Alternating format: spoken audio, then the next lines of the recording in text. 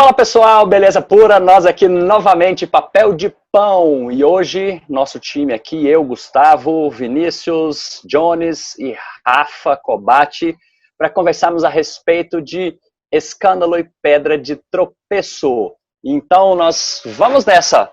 Obrigado porque você está nos acompanhando e por assistir mais esse episódio nosso aqui. Bora lá, gente! Por que nós pensamos nisso daqui, né? Essa semana aí, acho que todo mundo está acompanhando fenômeno no Facebook, a criação de avatar. E aí, alguns aí só estão esperando, porque sempre tem uma modinha dessa aí em alguma rede social, depois vem aquelas, né? Exclui, porque tem alguém roubando seus dados, e não sei o quê, aquela coisa e tal. Mas aí a gente o demônio! Se manifestando aí, né? E aí a gente já viu no outro episódio que se eles quiserem ter seus dados, eles já vão ter mesmo, não tem dessa não. O que me chamou a atenção foi que alguns começaram a colocar isso como trazer escândalo para a igreja, no sentido de que a criação disso, de um personagem, isso aí ia ferir alguns princípios bíblicos e tal. E aí tá rolando uma discussão a respeito disso, né? Mas enfim, o que eu quero trazer aqui para nós teve alguém que ficou escandalizado com esse tipo de coisa. E aí começou a falar a respeito dos cristãos que estão fazendo isso, de uma maneira mais específica. E eu quero saber de vocês, vocês acham que isso é escândalo? Vocês acham que isso é pedra de tropeço para alguém? Alguém pode ver isso daí e achar que, né, o evangelho tá manchado. O que vocês pensam sobre isso? Aliás, vamos falar antes. O que é? Vamos definir aqui alguns termos, né? O que é causar escândalo? O que é o escandalizar ou ser pedra de tropeço? Bora lá. Gustavão, causar escândalo é causar qualquer constrangimento e incômodo no meu coração. Por isso, todo mundo que escandaliza a mim, a partir dos meus próprios olhos, vai pro inferno e não me interessa a opinião de mais ninguém. Aí sim, rapaz, aí é personalidade. Aí falou bem, mas falou fora da Bíblia bonito. O pior é que eu tava pensando que era sério isso. Mas a ideia minha aqui ao falar dessa forma foi justamente escandalizar vocês numa definição que parece óbvia demais para o cristão e que tantas vezes as pessoas pensam como eu acabei de dizer. Então, olha só, o que é escândalo a partir do evangelho? Bom, escândalo é tudo aquilo que corrompe ou vai contra ou vai em desencontro à lei de Deus, ou seja, o pecado. Eu só posso ser escândalo para o meu irmão na prática do pecado. Porque observe que as pessoas têm personalizado o evangelho, dado valores morais ao evangelho, e isso tem, para mim, uma coisa é escândalo, para o Rafa não é escândalo, para o Jones já é mais ou menos, e aí a gente fica nessa, qual que é o padrão de julgamento do que é, o que não é, o que é pedra de tropeço, o que não é pedra de tropeço. Ora, é o evangelho, é a prática do pecado. Aquilo que foi pecado há 2000 anos atrás é pecado hoje. Aquilo que é pecado no Brasil é pecado na Alemanha, é pecado na Austrália, é pecado na Ásia. Aquilo que é pecado para uma criança é pecado para um adulto ou para um idoso. Então, esse é o ponto. O padrão nosso é a Bíblia, o padrão nosso é o evangelho. Nunca, em hipótese nenhuma, deve ser a nossa opinião, o nosso desejo ou a nossa forma de ver.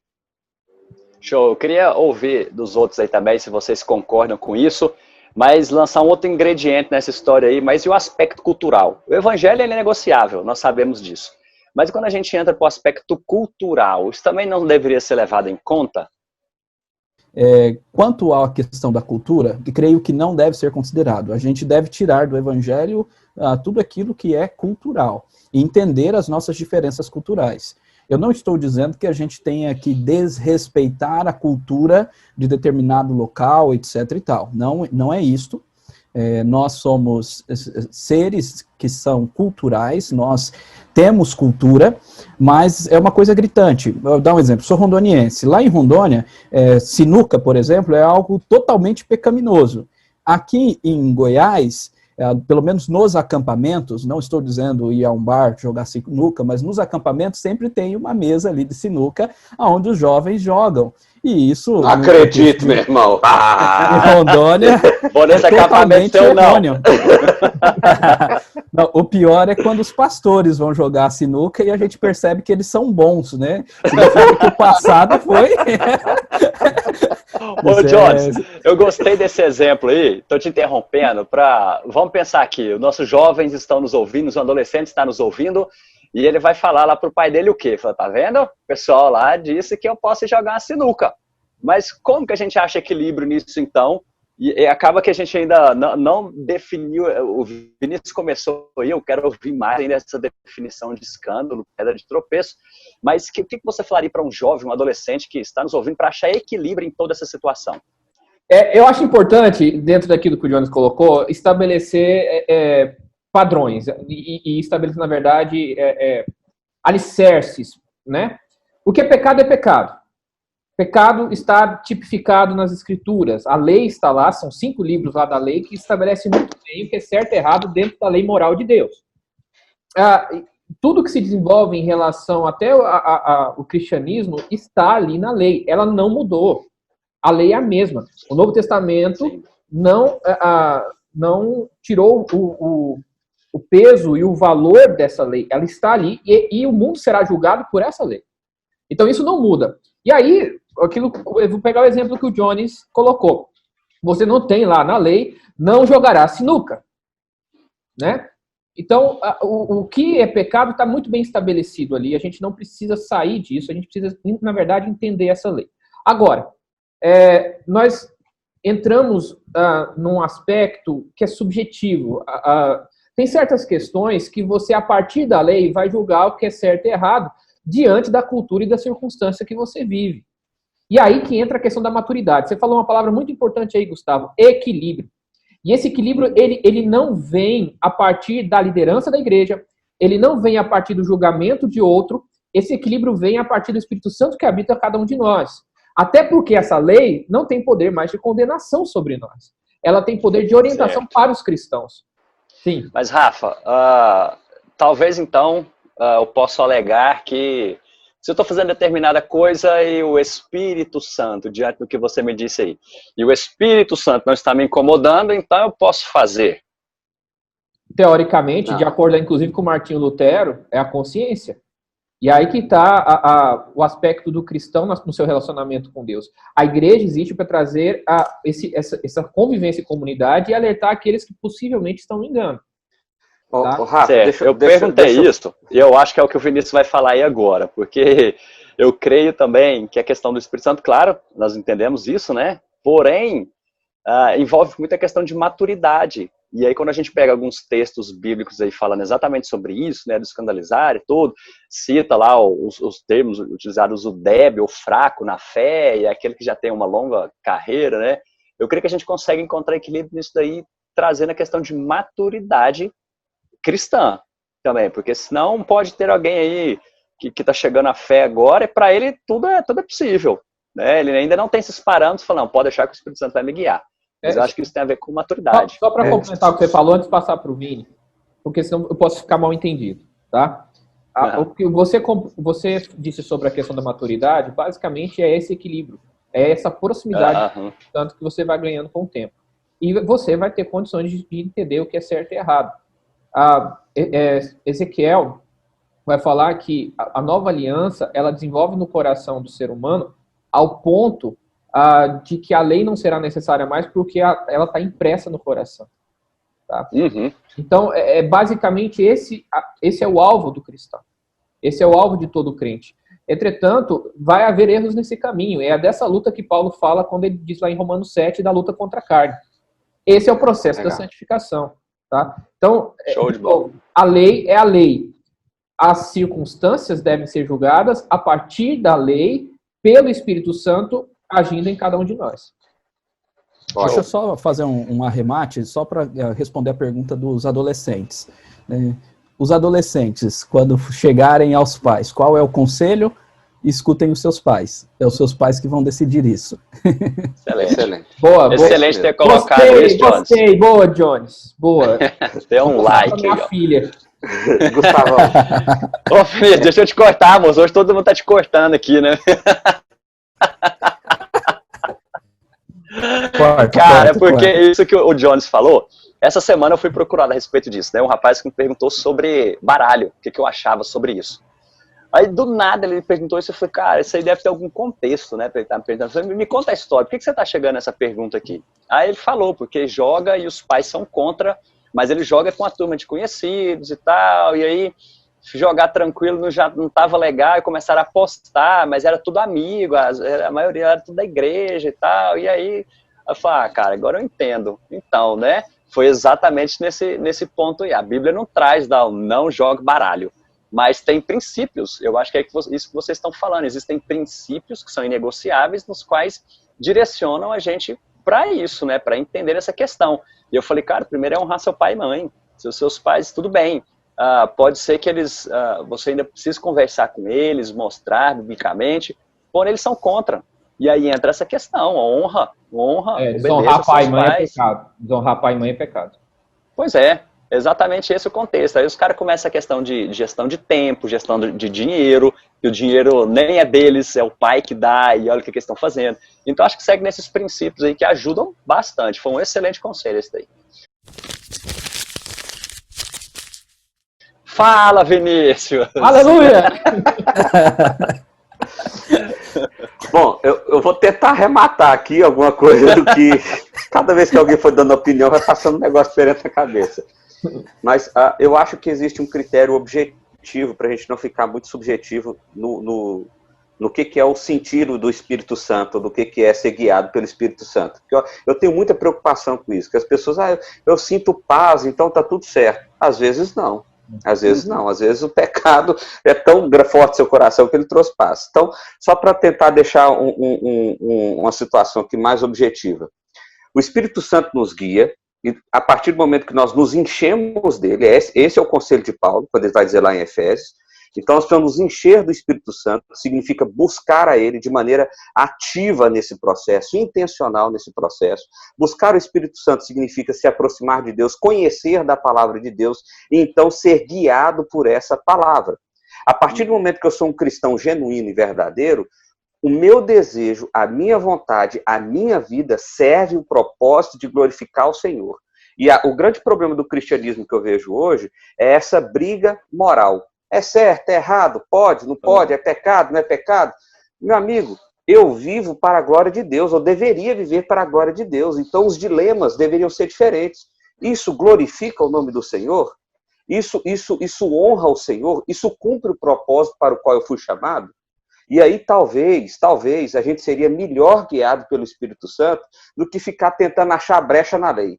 É igual esse exemplo aí do baralho. Pode? Não pode? Pode se for assim, pode se não for assado.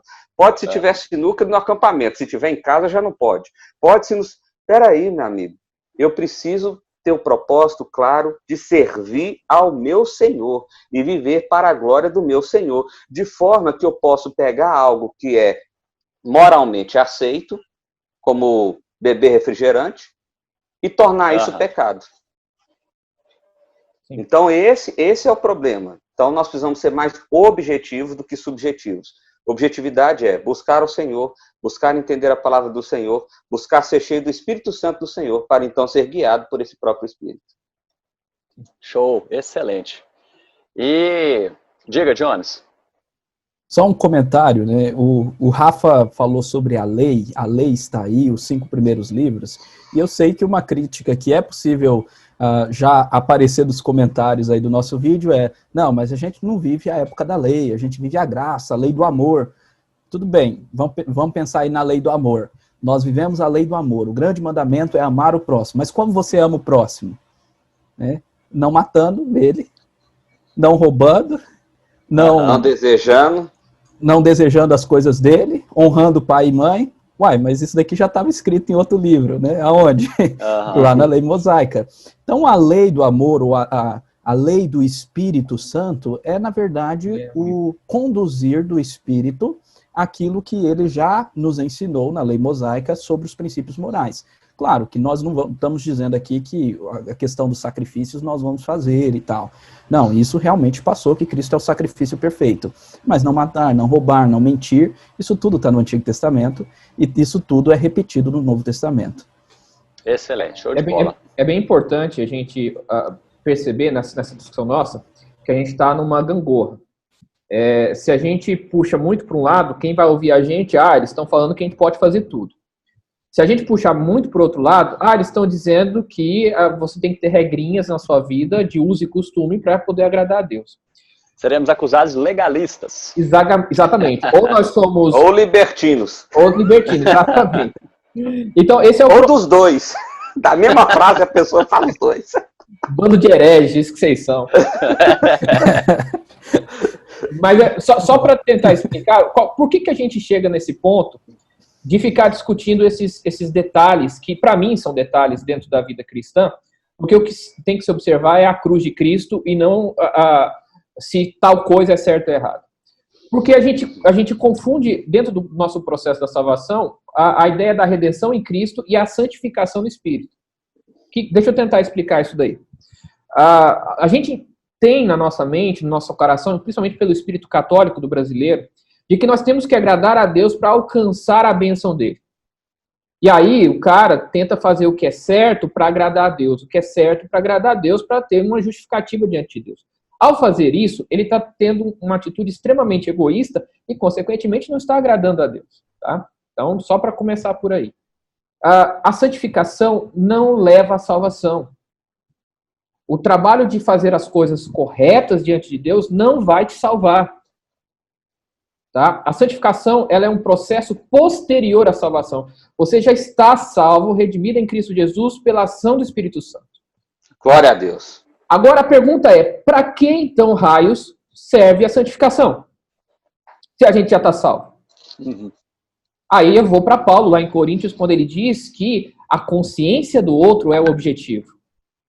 A consciência do próximo é o objetivo. Então, eu me santifico para que o próximo não se escandalize e o próximo conheça Jesus. Para que a minha palavra seja ouvida. Porque se tiver alguma coisa que eu faço que impeça esse cara de ouvir, eu tenho que parar de fazer. E aí eu começo a perceber o que é certo e errado. Eu vou parar de jogar baralho porque isso me atrapalha a pregar o evangelho. Não porque é errado diante de Deus. Tá? Aí volta aquele princípio, né, Rafa? Ou seja, é o princípio de uma vida que glorifica ao Senhor. E não de uma vida que está buscando uma moral. Pode, não pode, né? E aí alguns de nós tentam até achar uma brecha nessa pseudo-moral para poder... Não, eu estou fazendo, mas não é tão errado assim. E aí eu esqueci do princípio maior. Peraí, a minha vida glorifica ao Senhor, ela serve ao Senhor. A carta de 1 Pedro é muito forte nesse sentido, porque Pedro vai tratar ali justamente dos irmãos, para eles não derem motivo para que falem mal deles, apesar de estarem tendo vários falsos testemunhos em relação aos cristãos. Se eles forem presos, que eles seriam de boa, vai tranquilo, não fala mal do imperador, não fala mal de ninguém, se submeta à autoridade. Olha só o que Pedro está dizendo. E por que ele está dizendo que a gente deve fazer tudo isso? Por amor a Cristo. Exato. Por amor a Cristo, para glorificar o nome de Cristo.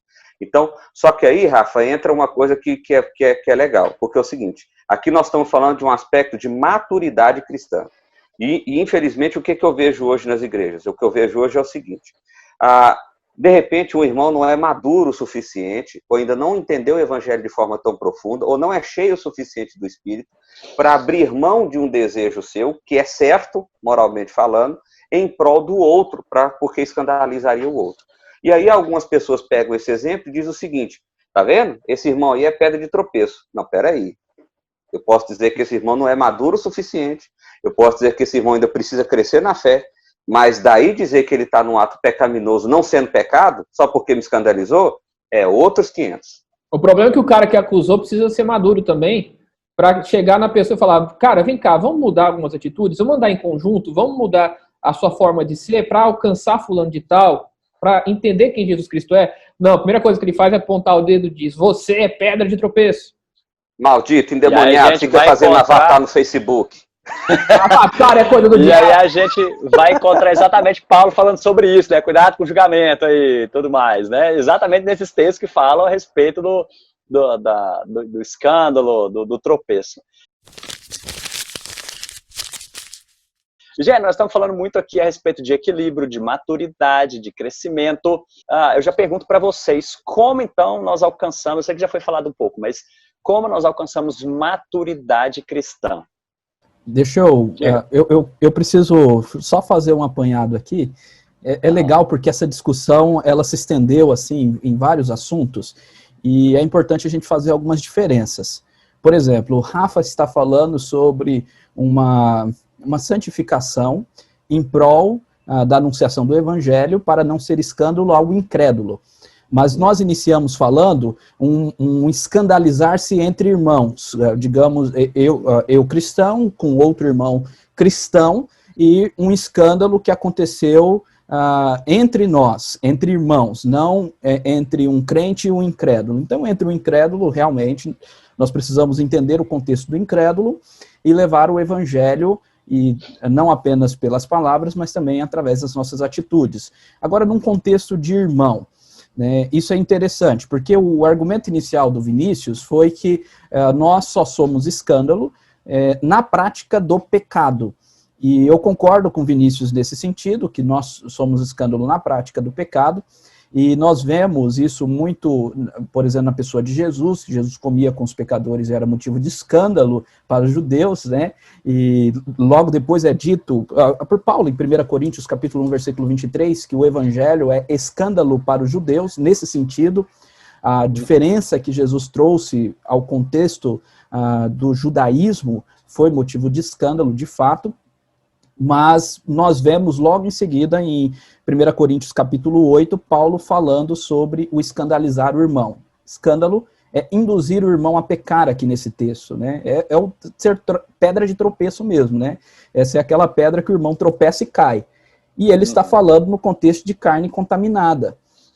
Ou carne, ou melhor, carne oferecida a ídolos. Sacrificada a ídolos. Uhum. Sacrificadas a ídolos, exatamente. E é interessante esse texto, porque esse texto aqui, ele está trabalhando sobre o fraco na fé aqui, seria aquele que é imaturo, que ainda não cresceu o suficiente para entender que, por exemplo, ele poderia ir num açougue comprar uma carne, mesmo que essa carne tenha sido oferecida a ídolos no templo. Era assim, os animais eram oferecidos nos templos, era feito sacrifício, sobrava muita carne, o sacerdote ia e levava para o açougue. E aí, Paulo está respondendo 3 perguntas. A primeira, eu posso ir no templo comer dessa carne? Paulo diz, não, jamais. Se você ir no templo, você está adorando, isso é pecado.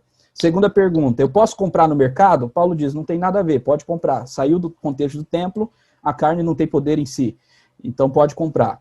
E aí a terceira pergunta é, eu posso ir na casa do incrédulo e comer? Paulo diz, se você tiver com um irmão fraco na fé e levá-lo a pecar, quando você estiver na casa do irmão comendo, você não pode. E é isso que ele vai dizer, versículo 9, né? Vede que a vossa liberdade não venha de modo algum a ser tropeço para os fracos. Porque se alguém te vir a ti, que é dotado de saber, à mesa em templo de ídolo, não será a consciência do que é fraco induzida a participar das comidas sacrificadas ao ídolo?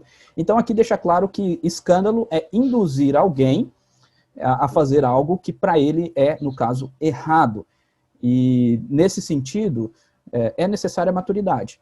E o que é a maturidade? Nesse próprio texto nos mostra, a maturidade é saber, é conhecimento, é conhecer a vontade do Senhor, é conhecer a palavra do Senhor, é conhecer o contexto na qual você está inserido, é o teu discernimento mesmo. Essa é a maturidade.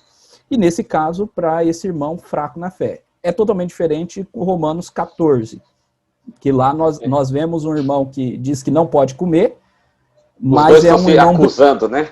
É um irmão brigão. Lá em Romanos 14, Paulo diz, não brigue. Ele não fala para você não comer. Ele vai falar, você que come, come, você que não come, não come, mas não julgue o outro. Porque e aí que é a pedra de tropeço. O cara que julga é a pedra de tropeço em Romanos 14. Exatamente. Né?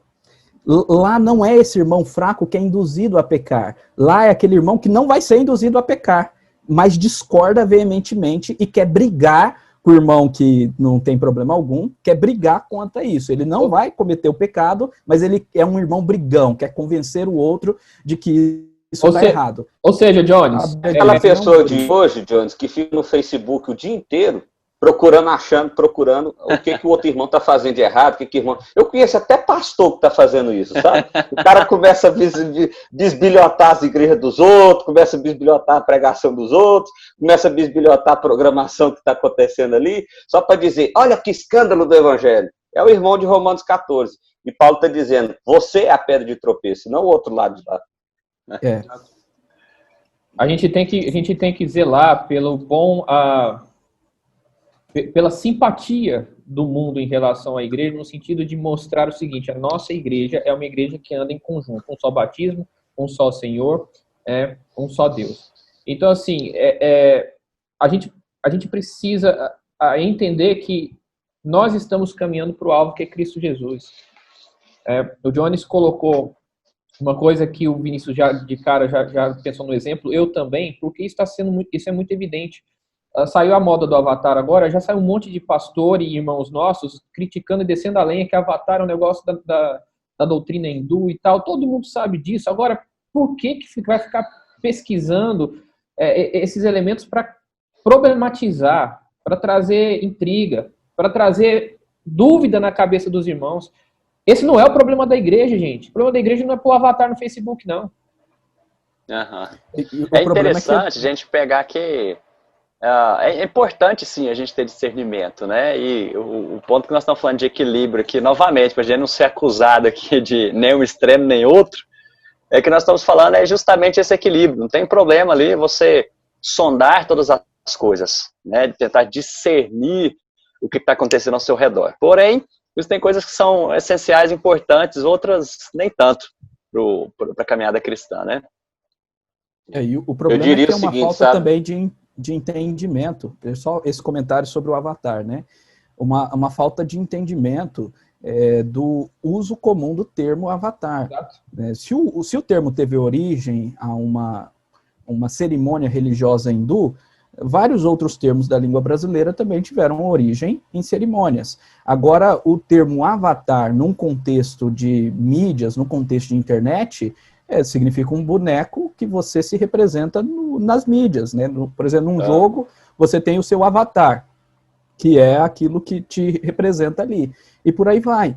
Então, você meio que confunde as esferas, né? Confunde a utilização do termo, confunde a própria língua para fazer a sua pseudo-interpretação mística, demoníaca e por aí vai. A sua bandeira ideológica, né? Até é interessante isso, Jones, porque é o seguinte, se nós como evangélicos vamos começar a achar problema em tudo que se diz, e a gente vai achar problema se a gente for pesquisar a etimologia e a origem das palavras, aquela história que eu sempre falo, né? Vamos cavar um buraco e vamos enfiar todo mundo lá dentro, porque aí a gente não corre risco de pecar. Eu diria o seguinte, Gustavo, uma vez quando a gente estava no seminário, a gente foi participar de um congresso, primeiro ano do seminário, só de pastores, e teve um futebol nesse congresso, não sei se vocês vão lembrar, foi lá em Caldas Novas.